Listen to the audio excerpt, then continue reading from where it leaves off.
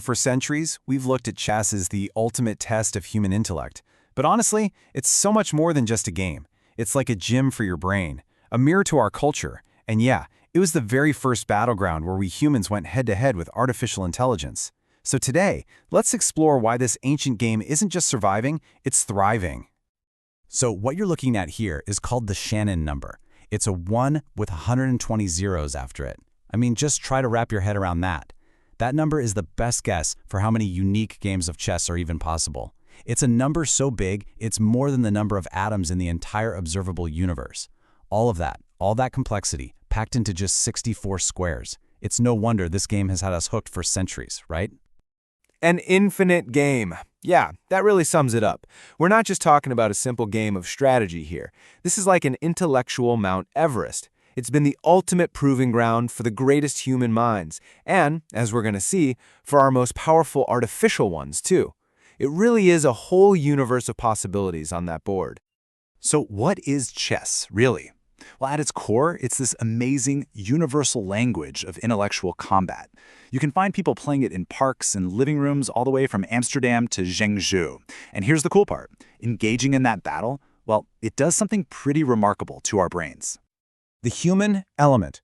Okay, so how do we, with our, very human, very finite minds, even start to navigate a game that's basically infinite? Well, it turns out just trying to is what's so powerful. The attempt sharpens our thinking in some incredible ways, and every now and then it reveals a level of genius that pretty much defines a whole era. Okay, check this out. This is a fantastic, super simple lesson from Grandmaster Noel Studer. He says a knight in the middle of the board is like an octopus, right? Its tentacles are reaching out, controlling 8 different squares.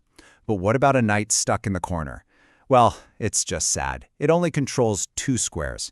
It's the exact same piece, but its position makes it 4 times more powerful. That's chess in a nutshell. And learning to think like that, always evaluating position, power, potential, it's a serious workout for your brain. I mean, actual research shows it improves your memory and your ability to see patterns. It develops better planning skills, enhances your problem-solving abilities, and there's even evidence it might help protect against dementia and can reduce some symptoms of ADHD. Pretty incredible. So those are the benefits for us everyday players. But the game has also been a stage for the absolute tippy-top peak of human genius.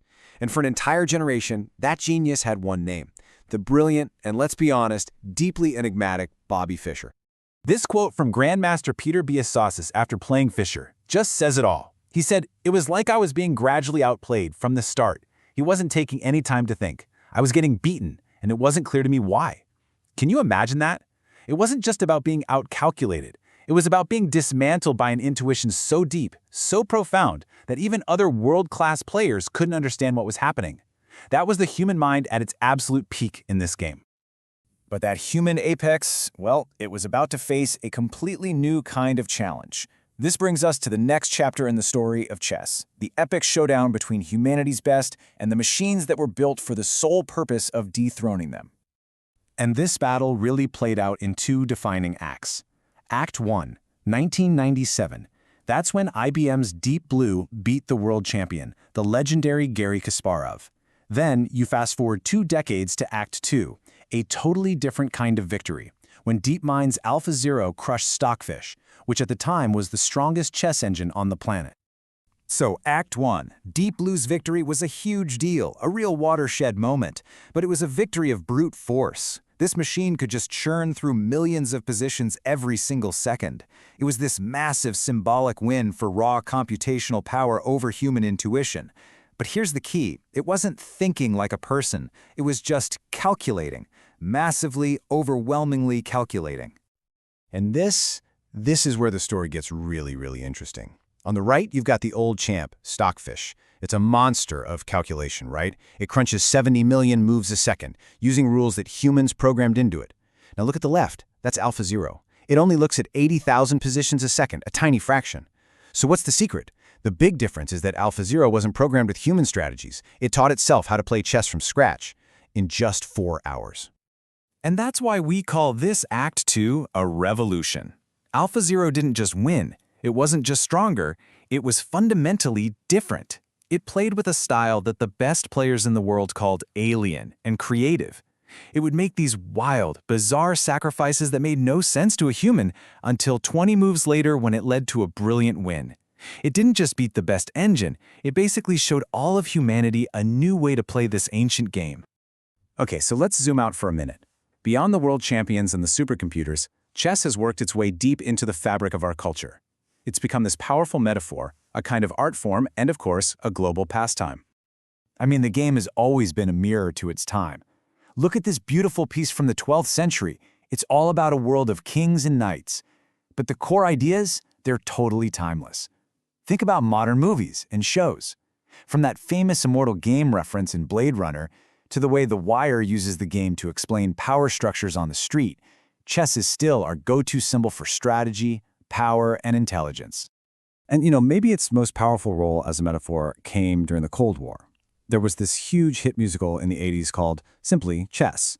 It used a world championship match between an American and a Soviet player to represent the whole superpower conflict. The chessboard became a proxy war, and songs from it, like One Night in Bangkok, became massive global hits. It just perfectly captured the tension of the era. But let's be real. Sometimes this symbolism can be a little much. As one sharp Reddit user pointed out, a lot of the time when you see chess in pop culture, it's either a kind of cheap way to signal, hey, this character is a strategic genius, or it's a pretty ham-fisted metaphor about kings and pawns. You know the trope. We've all seen it 100 times.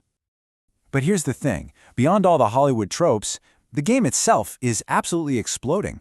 We're in the middle of a massive, modern chess boom, kicked off during the pandemic and fueled by these amazing online platforms. Millions of new players are flocking to the game, and what's really cool is the style of chess they love. It's beautiful, aggressive, full of sacrifices. It's a world away from the game's old kind of stuffy reputation.